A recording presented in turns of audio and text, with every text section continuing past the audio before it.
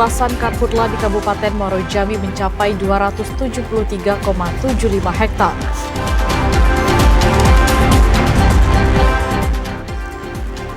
Kabut tebal akibatkan penerbangan di Bandara Depati Parbo Kerinci terpaksa ditunda.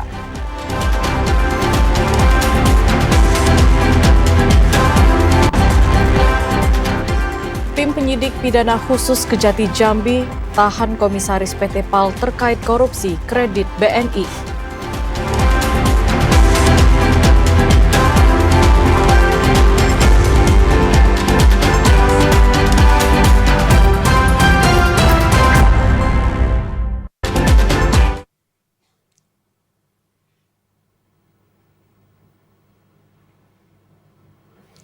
Assalamualaikum warahmatullahi wabarakatuh. Selamat sore saudara. Senang sekali kami dapat kembali menjumpai Anda dalam Jambi hari ini, edisi Rabu 30 Juli 2025. Ya, selain 3 topik utama tadi, tim redaksi kami juga telah menyiapkan sejumlah informasi penting dan menarik lainnya untuk Anda. Bersama saya, Septinita. Dan saya Chandrika Divani, inilah Jambi hari ini selengkapnya.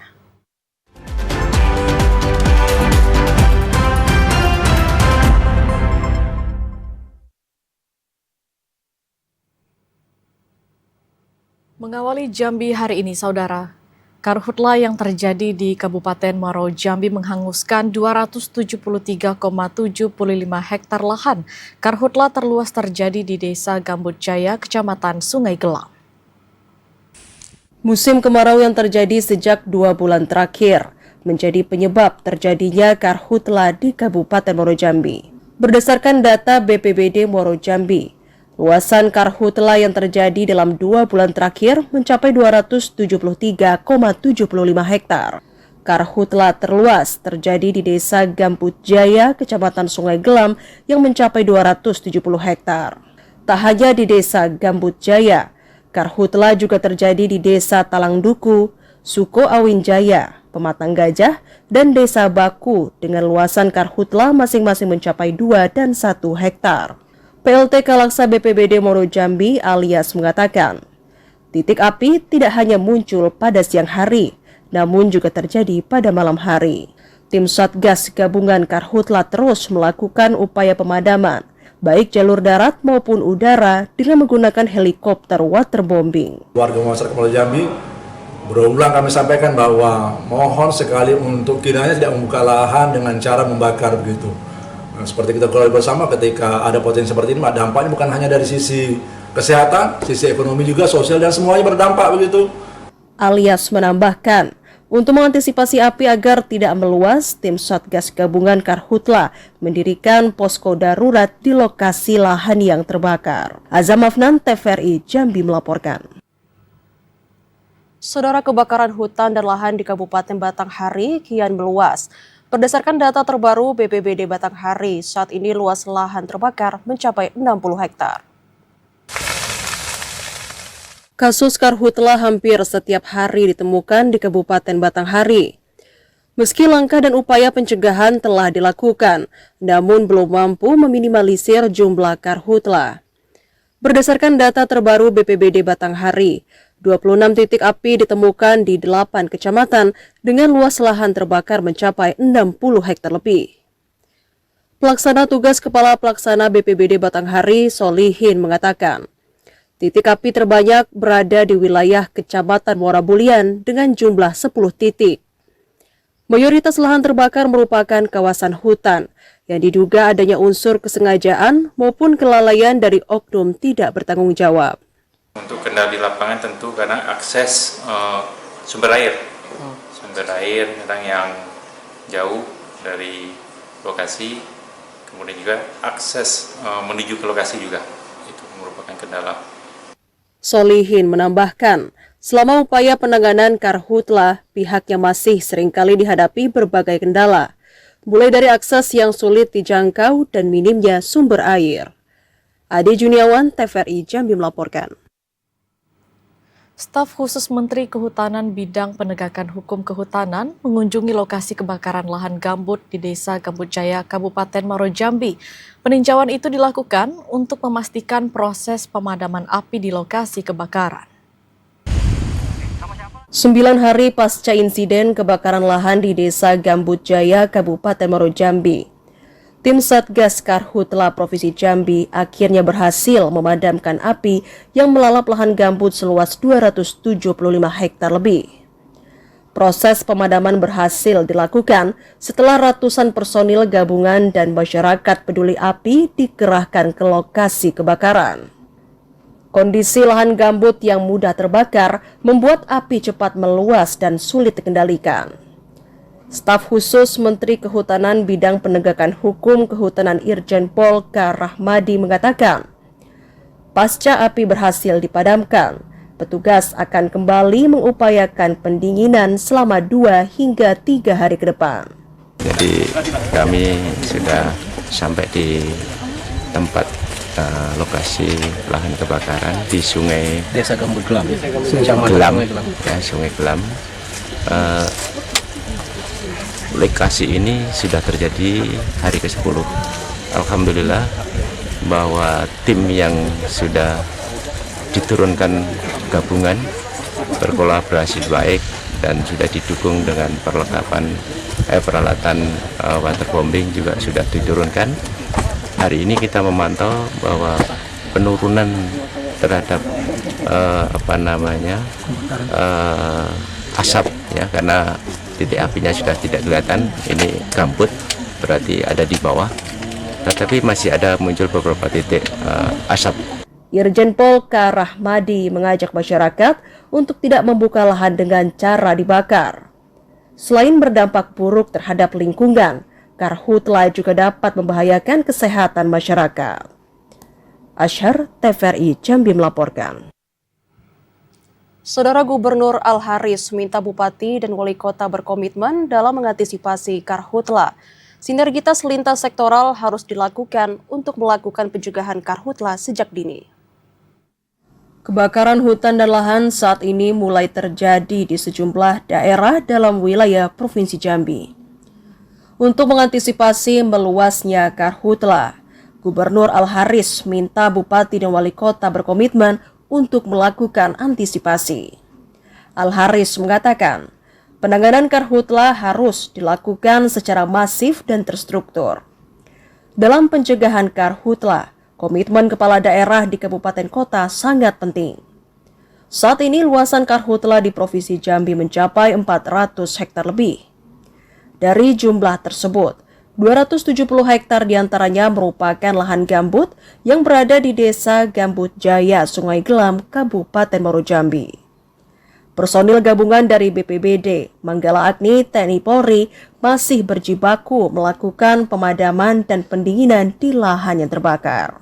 Jumlah luasan lahan yang terbakar itu ada 417 lahan yang terbakar.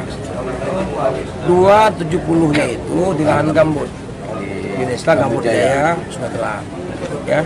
Nah, oleh karena itu kita masih mengharapkan komitmen kepala daerah, Bupati Wali Kota dengan tim, ya, apakah itu Manggala Agni, ya, masyarakat peduli api, kemudian juga relawan dan semua, ya. Nah, ini jangan kita abaikan. Al-Haris mengajak masyarakat untuk tidak membuka lahan dengan cara membakar, tidak membuang puntung rokok di sembarang tempat agar tidak menyebabkan Karhutla. Joko, TVRI Jambi melaporkan.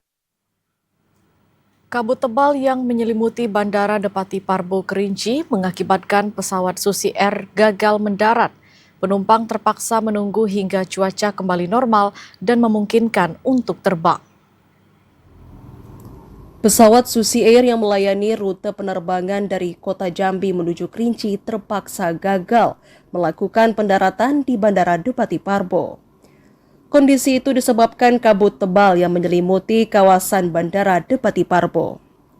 UPBU Bandara Depati Parbo Kerinci, Edrika Arif Wicaksono mengatakan, pesawat seharusnya mendarat pada pukul 9 waktu Indonesia Barat. Namun karena jarak pandang yang hanya 2 km menyebabkan pesawat tak dapat melakukan pendaratan. Kondisi tersebut memaksa penerbangan ditunda demi menjaga keselamatan penumpang. Seharusnya Susi Air itu mendarat jam 9. Hanya dari laporan data cuaca jarak pandang atau visibility-nya 2 km. Rata-rata operasional penerbangan itu bisa dilakukan di atas 5 km. Untuk keterangan dari BMKG sendiri itu cuacanya HES. HES itu adalah kabut. Tapi bukan berarti kabut asap. Kabut asap itu sendiri namanya FU dia. Jadi di sini lebih kepada cuaca mendung, kabut tebal, bukan yang kabut asap. Prakirawan cuaca BMKG Depati Parbo Kerinci, Muhammad Naufal mengatakan, kabut tebal yang terjadi bukanlah kabut asap, namun kabut alami yang muncul di wilayah pegunungan Kerinci akibat cuaca ekstrim. Kerinci sendiri untuk jarak pandang 2 km dengan kondisi cuaca hazy atau udara kabur dan juga kondisi tinggi perawanan yang rendah yaitu 1.200 feet. Seperti itu, Kak. Jadi karena kriteria tersebut, pihak maskapai sendiri membatalkan penerbangan untuk menghindari risiko-risiko yang tidak diinginkan. Akibat gangguan kabut, operasional penerbangan di Bandara Depati Parbo terpaksa mengalami penundaan. Pihak otoritas bandara mengimbau masyarakat untuk mengikuti informasi resmi dan merencanakan perjalanan dengan memperhatikan data terbaru perakiraan cuaca. Ilwan, TVRI Jambi melaporkan. Saudara, mayoritas Kopdes Kelurahan Merah Putih Kabupaten Sarolangun mengajukan penjualan LPG subsidi. Informasi selengkapnya akan kami hadirkan usai jeda. Sesaat lagi, tetaplah bersama kami.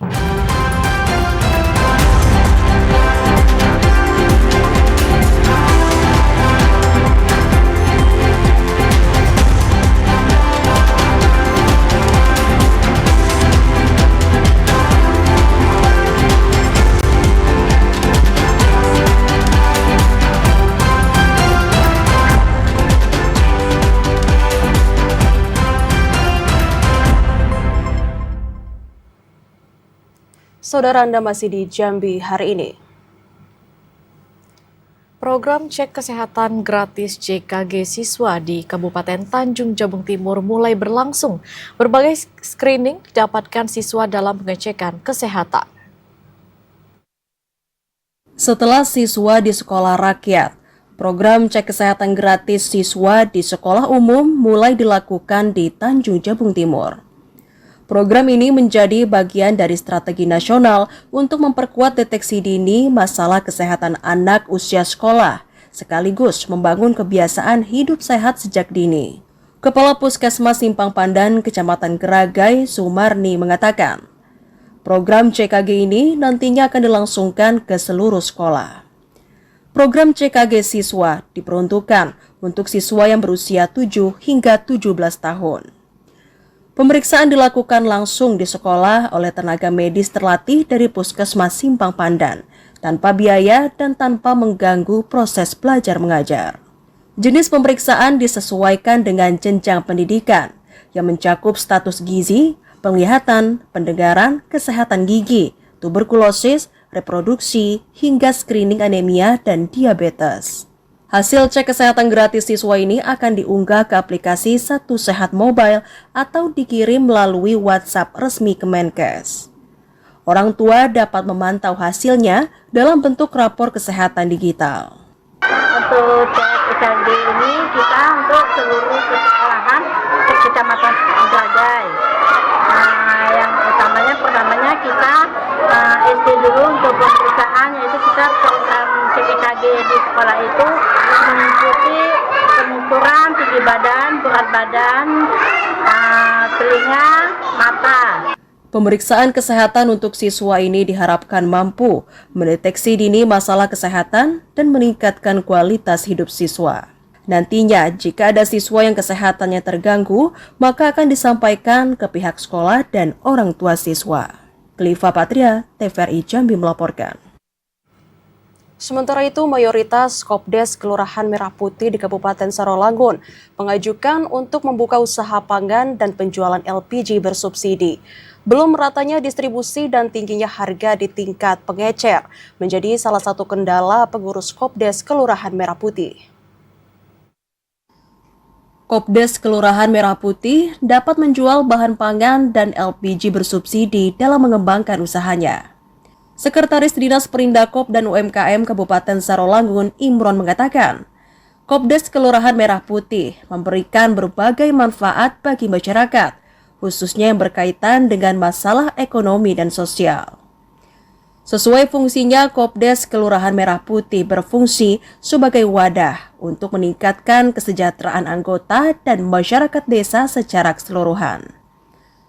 Di Kabupaten Sarolangun, mayoritas Kopdes Merah Putih yang sudah berbadan hukum mengajukan untuk membuka usaha penjualan LPG bersubsidi.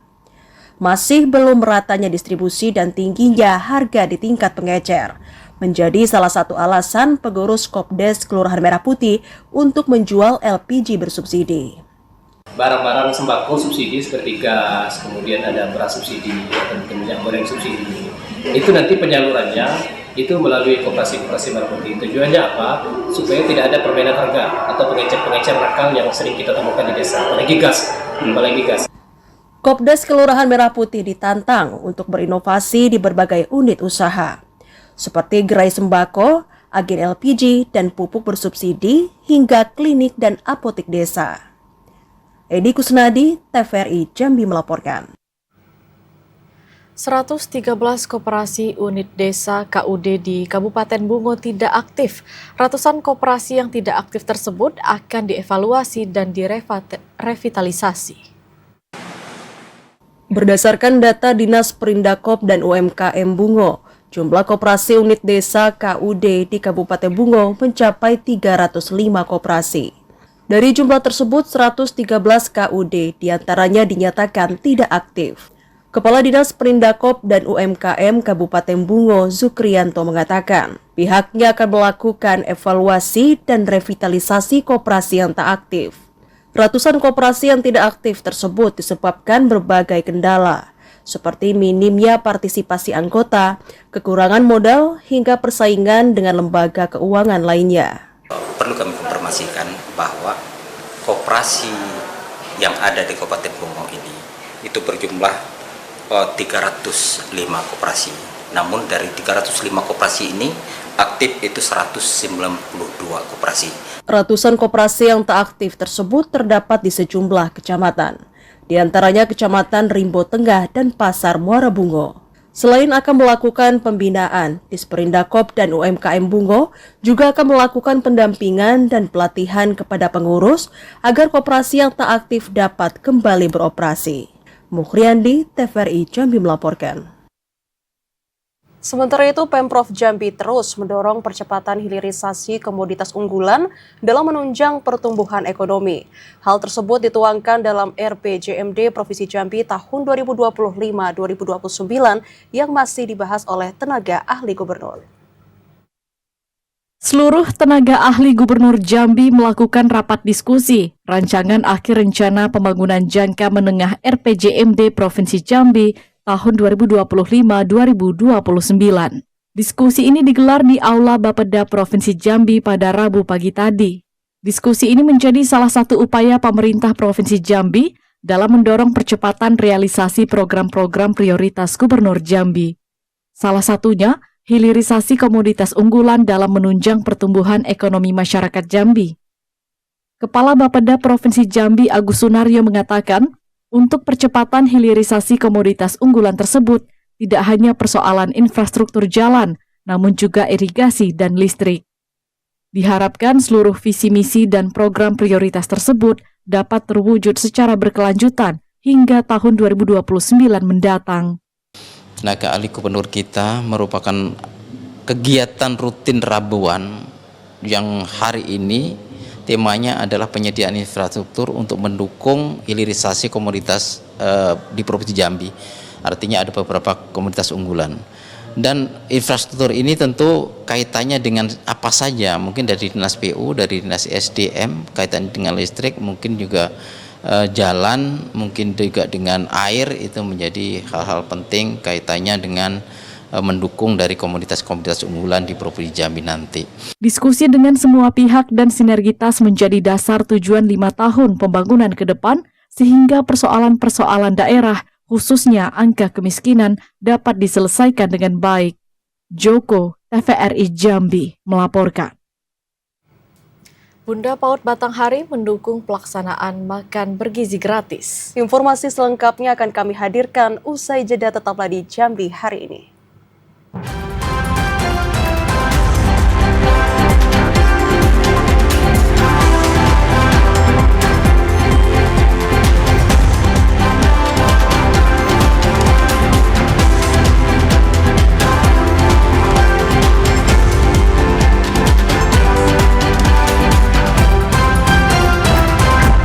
Anda kembali bergabung bersama kami di Jambi hari ini dalam segmen advertorial. Ketua Tim Penggerak PKK sekaligus Bunda PAUD Kabupaten Batanghari, Zulfa Fadil, mengikuti peluncuran makan bergizi gratis MBG di Desa Pematang Gadung, Kecamatan Mersam.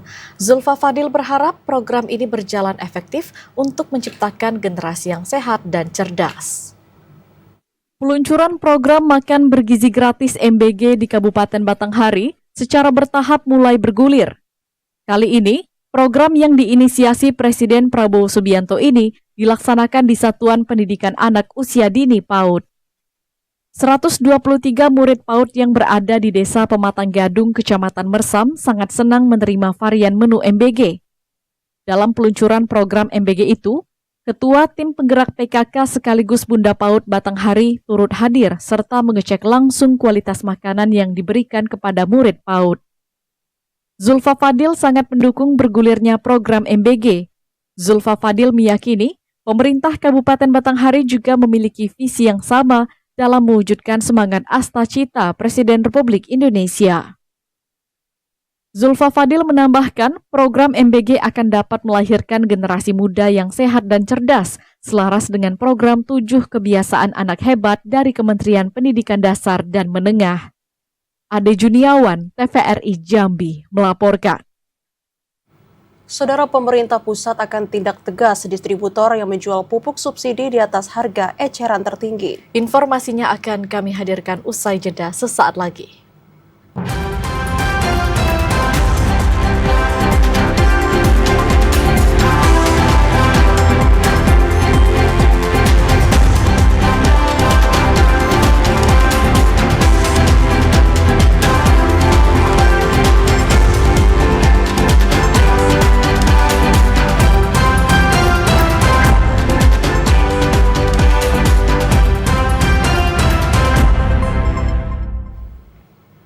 Anda masih di Jambi hari ini. Saudara, pemerintah pusat menegaskan komitmennya untuk melindungi hak petani atas pupuk bersubsidi. Menteri Pertanian Andi Amran Sulaiman menyatakan tidak akan ragu mencabut izin distributor maupun pengecer yang menjual pupuk subsidi di atas harga eceran tertinggi. Menteri Pertanian Republik Indonesia Andi Amran Sulaiman memberi peringatan kepada distributor dan pengecer pupuk bersubsidi yang terbukti memainkan harga. Kementan akan mencabut izin usaha distributor jika terbukti menjual pupuk subsidi di atas harga eceran tertinggi. Andi Amran Sulaiman mengatakan, ketersediaan pupuk bersubsidi saat ini sudah sangat mencukupi. Karena itu tidak ada alasan bagi distributor untuk menaikkan harga pupuk bersubsidi di atas head dengan alasan kelangkaan. Andi Amran Sulaiman meminta masyarakat untuk aktif melaporkan praktik kecurangan penjualan pupuk bersubsidi kepada dirinya maupun petugas di lapangan. Langkah tegas itu merupakan bagian dari upaya pemerintah dalam memastikan distribusi pupuk sesuai aturan. Pemerintah ingin menjamin pupuk bersubsidi sampai ke tangan petani tanpa hambatan dan tanpa permainan harga. Jadi intinya kita akan tindak kalau masih ada. Itu dulu kan pupuk susah kan? Sekarang ini pupuk sudah hampir seluruh Indonesia itu baik. Itu atas perintah Bapak Presiden, tambah kuantumnya, harganya dijaga. Tapi kalau masih ada macam-macam distributor, kami pastikan izinnya kami cabut. Kebijakan pengawasan juga menunjukkan keberpihakan pemerintah terhadap petani kecil. Selain dapat meningkatkan produksi pertanian, pengawasan yang ketat juga akan mempercepat tercapainya program ketahanan pangan yang dicanangkan Presiden Prabowo Subianto. Ilwan, TVRI Jambi melaporkan. Harga biji kopi jenis Robusta di Kota Sungai Penuh saat ini mengalami penurunan jika dibandingkan hari biasanya. Penurunan harga biji kopi Robusta disebabkan melimpahnya pasokan di tingkat petani. Saat ini harga biji kopi jenis Robusta di Kota Sungai Penuh mengalami penurunan jika dibandingkan hari biasanya. Penurunan harga biji kopi Robusta yang telah terjadi sejak 1 bulan lalu ini disebabkan melimpahnya pasokan di tingkat petani. Selain itu, turunnya harga kopi Robusta juga disebabkan turunnya harga pasar kopi dunia. Salah seorang pedagang biji kopi di Desa Koto Tinggi, Kota Sungai Penuh, Mulyadi mengatakan, saat ini harga kopi Robusta dijual di harga Rp43 hingga Rp46.000 per kilogram. Dari harga sebelumnya yang mencapai Rp75 hingga Rp80.000 per kilogram. Ini kopi di Kerinci boleh dikatakan dalam tren penurunan sejak dari bulan Juni, Juli. Penyebab faktor pertama yaitu karena di seluruh Indonesia saat ini untuk Robusta akan lagi musim panen. Dikarenakan pasar dunia saat ini juga turun, dikarenakan Brazil itu saat ini juga pun sedang lagi panen, sehingga sangat berpengaruh dengan harga untuk kopi saat ini. Saat ini pasokan biji kopi Robusta di Kota Sungai Penuh mencapai 10 ton. Selain akan dikirim keluar Provinsi Jambi, pasokan biji kopi ini juga akan diekspor ke Mesir. Fahlan Diandra, TVRI Jambi melaporkan. Dan saudara, informasi tadi sekaligus menutup perjumpaan kita di Jambi hari ini. Terima kasih atas perhatian dan kebersamaan Anda. Akhirnya saya Septinita. Dan saya Chandrika Divani bersama kerabat kerja yang bertugas pamit undur diri. Wassalamualaikum warahmatullahi wabarakatuh dan sampai jumpa.